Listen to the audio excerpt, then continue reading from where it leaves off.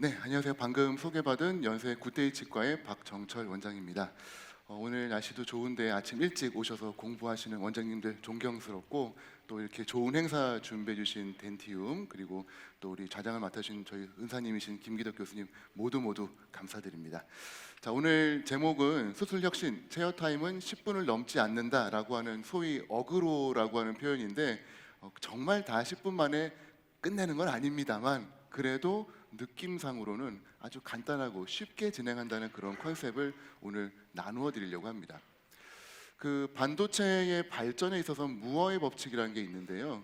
1년에 반도체의 양이 2배씩 증가한다. 그 집정량이, 즉 기술의 발전 속도가 너무너무나 빨리 된다. 이게 바로 디지털 혁신의 어떤 포인트인데, 이 무어라고 하는 이름을 거꾸로 EROOM으로 뒤집으면은 이룸의 법칙이라고 이제 만들어지는데, 이거는 뭐냐면 그래프에 보시는 것처럼 점점 더 많은 비용과 점점 더 많은 시간이 들어야만 의료계의 혁신이 이루어진다라는 뜻입니다.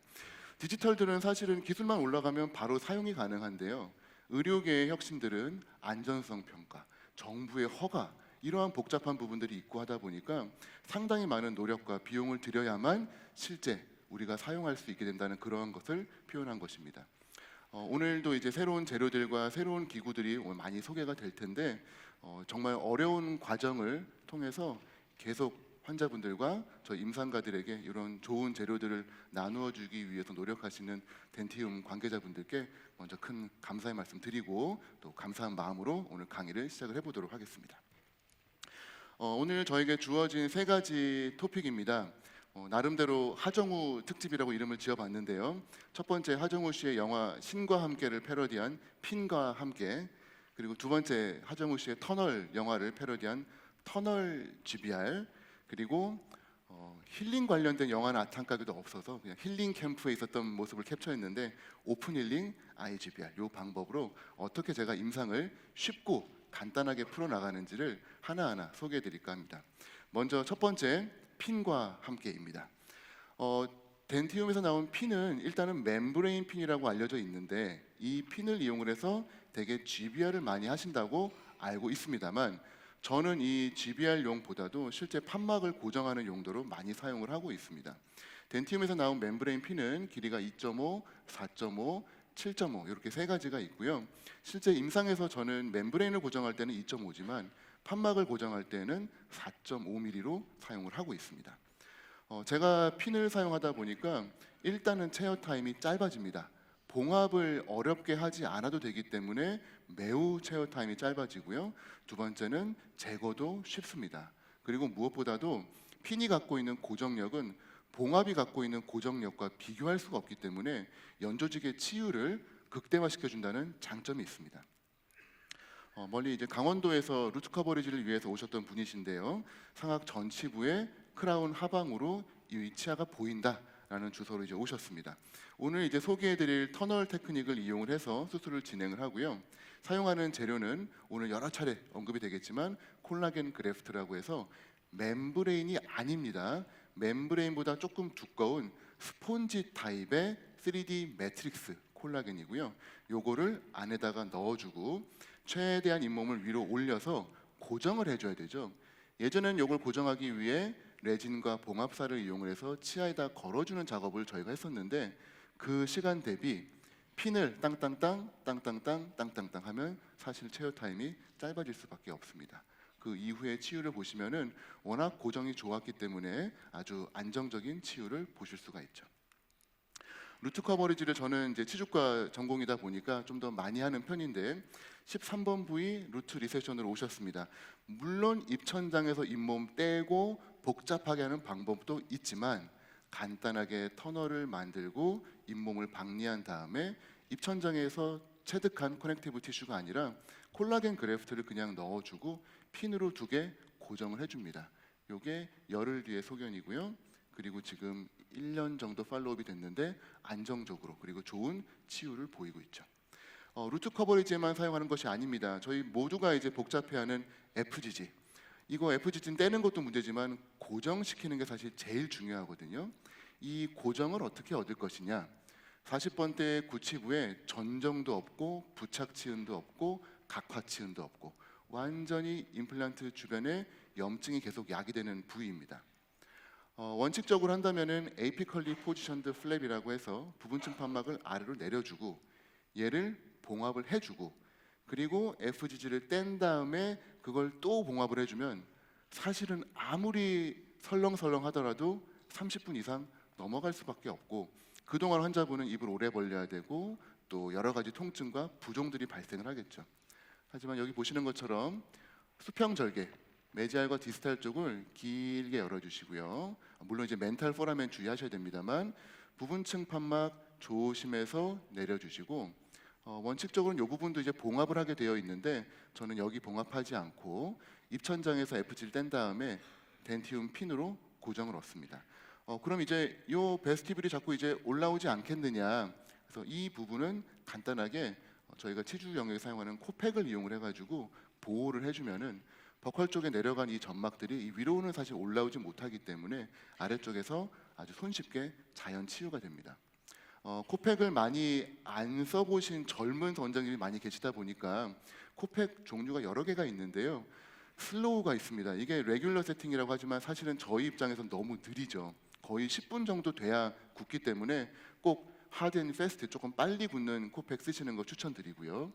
이 코팩이 일주일 이상 자리를 잡아주기 때문에 매우 유용하게 쓸 수는 있습니다만 제거할 때 조금 지저분한 치유도 좀 보이죠. 그래서 요즘은 이제 덴티움에서 나온 오랄팩을 이용을 해가지고 과연 대체할 수 있을 것인가를 계속 좀 평가를 하고 있는 상황입니다. 어쨌건 일주일 뒤에 오셔서 코팩을 제거했을 때 핀이 이제 코팩과 하나가 같이 빠져나왔고요. 나머지 두 개가 이제 보이시죠? 제거하고 이리게이션 해주시면은 이게 바로 일주일 뒤 소견입니다. FGG 하고 바로 일주일 뒤에 봉합이 전혀 들어가지 않았죠. 핀 3개만으로 이미 이식체는 예쁜 치유를 보이고 있고 이 아래쪽 부분으로 베스티뷴도 고정이 잘 일어나서 다시는 올라오지 않는 그런 좋은 환경을 아주 손쉽게 만든 것을 볼 수가 있습니다. 아까 말씀드린 에이피컬리 포지션드 플랩 아래쪽으로 내려서 고정을 하는 것 저는 이제 코팩으로도 조금 대체한다고 말씀드렸는데 원칙적으로는 이 APF를 고정을 해주는 게 좋습니다. 그래서 이 경우에는 임플란트를 힐링을 연결을 하고 부분층 판막으로 저희가 알고 있는 트라페조이드라고 하는 요 사다리꼴 모양으로 판막을 거상한 다음에 아래쪽에 핀으로 2개 간단하게 했죠. 물론 이제 요거 안 해도 됩니다만 불안해가지고 하나 더 해드리긴 했는데 이렇게 해서 간단하게 APF를 끝냅니다. 영상으로 간단하게 좀 보여드리면 저는 임플란트 고정도 좋고 뭐 거의 문제가 없어서 힐링을 달 수 있음에도 불구하고 각화치은이 조금 부족한 경우에는 이렇게 서브머지를 했다가 한 달 뒤에 2차 수술을 하면서 APF를 해가지고 각화치은을 내려줍니다. 그러면은 굳이 복잡한 FGG를 하지 않고도 각화치은을 극대화할 수 있기 때문에 저는 이 방법을 매우 선호하고 있습니다. 그래서 고리식이 아니라 연조직 이식을 이렇게 쉽게 APF를 통해 가지고 진행을 하고 있죠. 자, 이 내려온 각화치은을 고정을 얻어줘야 되는데 원래라면은 골막 봉합을 해야죠. 복잡합니다. 근데 골막 봉합 대신에 이 덴티움 핀을 이용하면 이게 4.5mm 길이입니다. 2.5는 너무 짧고요. 4.5mm 핀을 이용하면 아주 손쉽게 판막이 고정이 끝납니다. 이렇게 하고 기원을 시키시고요. 열흘 뒤에 내원을 하면은 분명히 노출돼서 야 이거 뼈다 싶었던 부분이 정말 열흘 만에 예쁜 각화치은의 초기 치유를 보이면서 자연적으로 재생이 되죠. 그 이유는 이 부분이 부분층 판막이었기 때문입니다. 전층 판막은 아무래도 치유가 더디겠지만 부분층 판막이었기 때문에 손쉽게 각화층 재생되는 걸 볼 수 있고요. 한 달을 더 기다리면 총 2달이 되죠. 그러면 임플란트 주변에 아주 두꺼운 각화치은으로 재생이 잘 됐기 때문에 이제 파이널 임플을 갈 수가 있는 겁니다. 이렇게 손쉽게 연조직을 증강을 하고 있는데 하나 미리 아셔야 되는 거는 써보시면은 아마 모든 분들이 어려워하시는 분이 핀을 치기는 쳤는데 뺄 때 핀이 자꾸 딸려 나옵니다. 홀더가 핀을 좀 강하게 물다 보니까 빠지기가 좀 어렵거든요. 그래서 그 노하우를 조금 말씀을 드리면은 이 홀더의 옆쪽 면에 4개의 슬럿이 있습니다. 핀으로 고정을 얻으신 다음에 빼시면은 핀이 나올 수 있기 때문에 저는 15번 블레이드를 좋아하는데요. 15번 블레이드의 뒷면을 골 쪽에 댄 다음에 핀의 머리를 꽉 눌러주시고 홀더를 옆으로 꺾어주시면은 정말 손쉽게 핀과 홀더가 분리됩니다. 그래서 이런 어려움을 이러한 방법으로 조금 극복하시면은 손쉽게 핀을 사용하실 수 있을 것 같습니다. 두 번째는 기존의 이제 GBR과 다르게 터널링 테크닉으로 하는 터널 GBR이고요. 이 중에서 이제 중요한 재료가 오스테온 제노 콜라겐입니다. 저희가 사용하고 있는 보바인 뼈인데 콜라겐이 섞여 있는 형태죠. 저희가 전통적으로 사용했던 GBR 방법은 판막을 열고 그 다음에 재료를 넣기 때문에 이거를 덮기가 어렵습니다.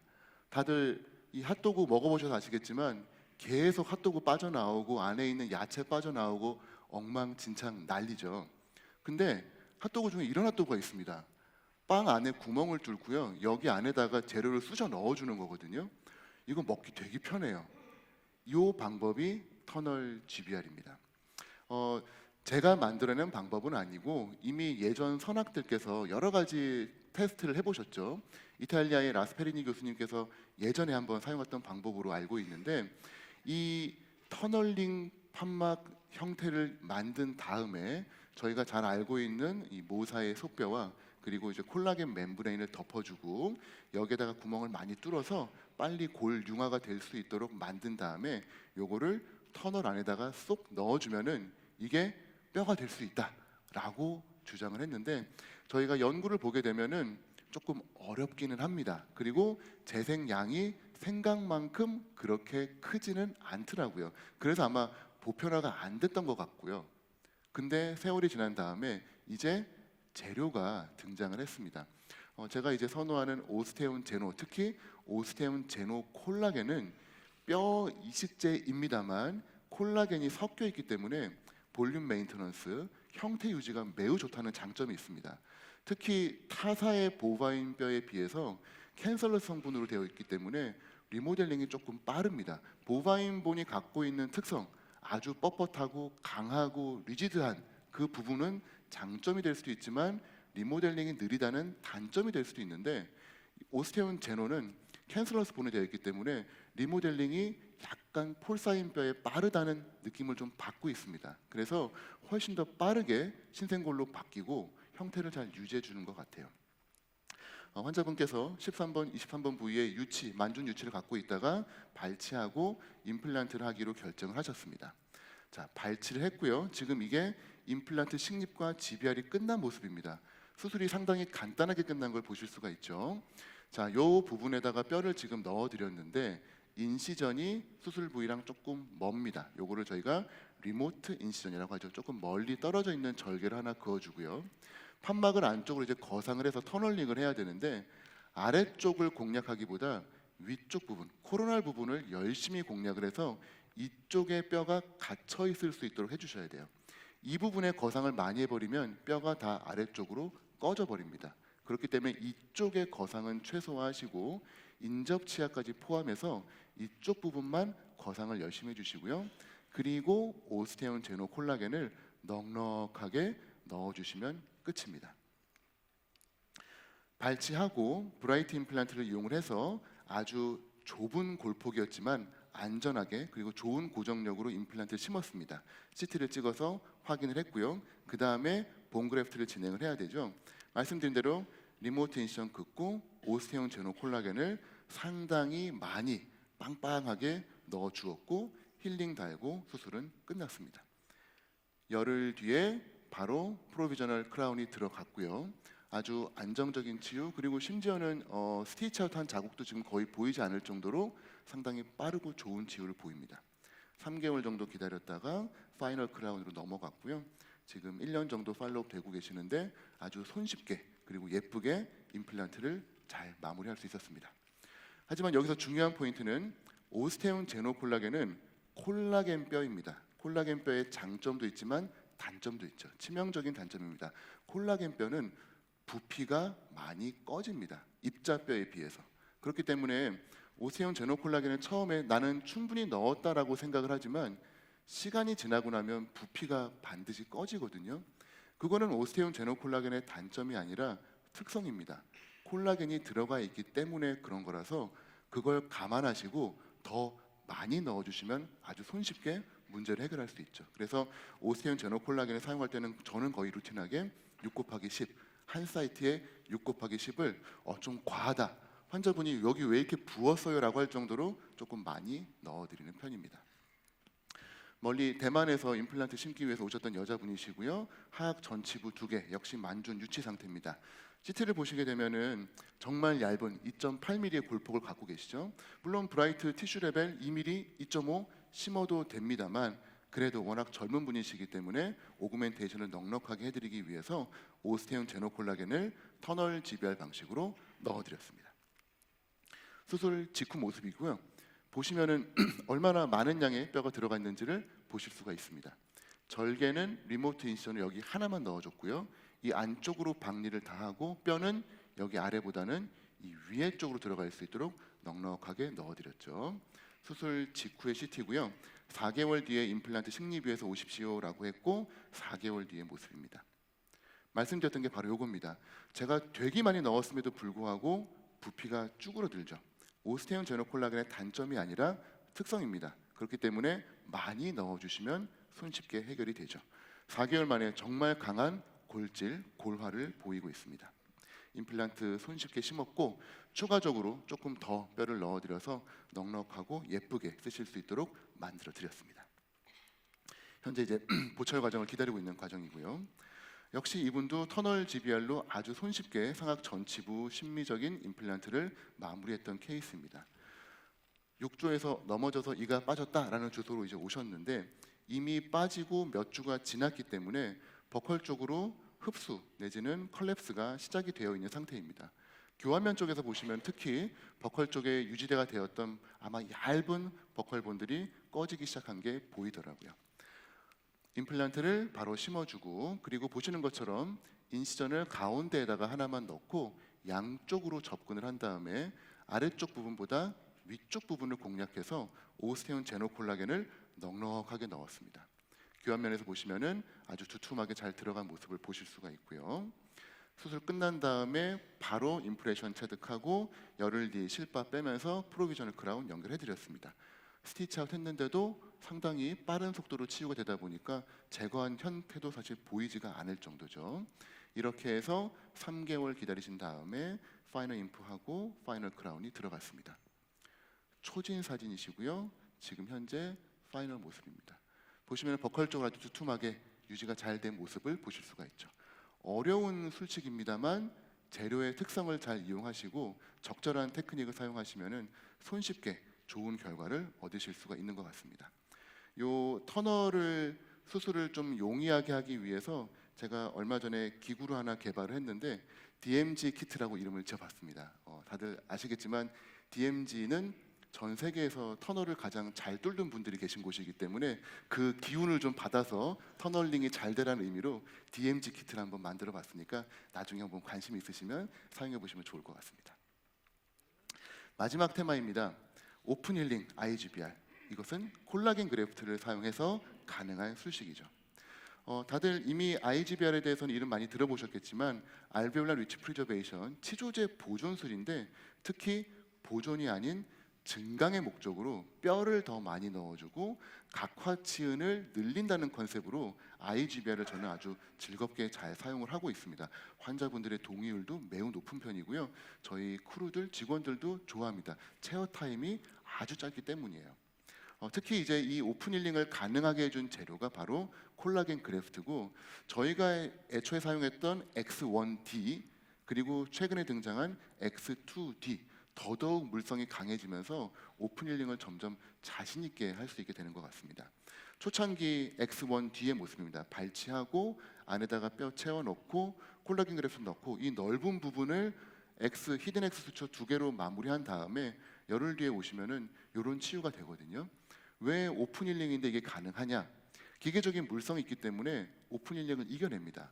반면에 콜라겐 그래프트가 갖고 있는 3D 구조가 혈관화를 도와주기 때문에 아주 빠른 속도로 혈관들이 들어와서 상피화가 상당히 빨리 되죠.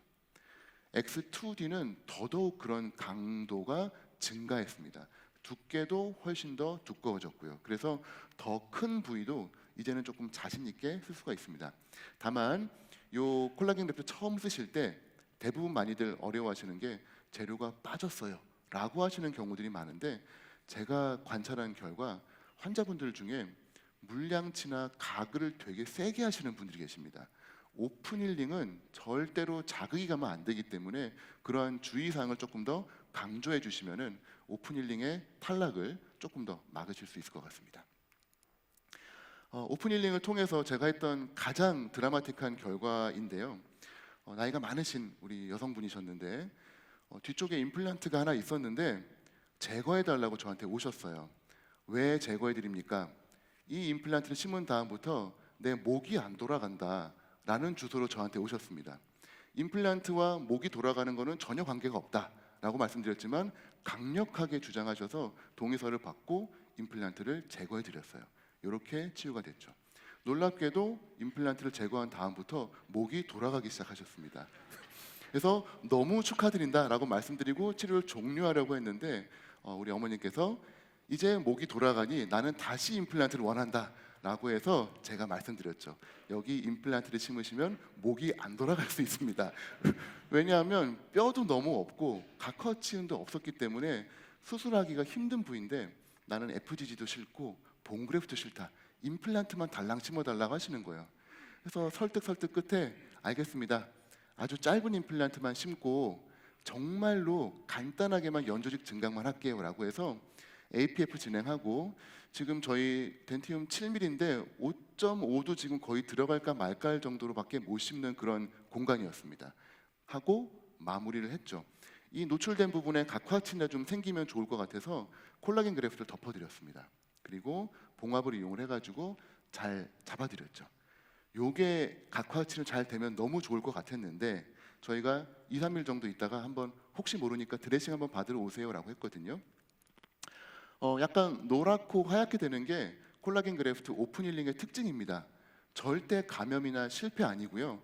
잘 보시면은 중간중간 핑크색 부분이 있거든요. 요게 혈관화가 되고 있다는 부분이에요.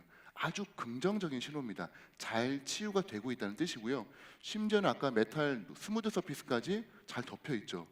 괜찮겠는데? 라는 생각이 들었는데 역시 일주일 뒤에 오니까 아니나 다를까 아래쪽 부분은 각화치료 재생이 됐는데 이 스무드 서피스 부분은 노출되더라고요. 어머님, 이 정도 한 게 어딥니까? 우리 2달 뒤에 보철합시다 라고 하고 2달 뒤에 보철을 하러 오셨는데 깜짝 놀랐어요. 저 노출돼 있던 스무드 서피스 부분에 각화층이 생겼습니다.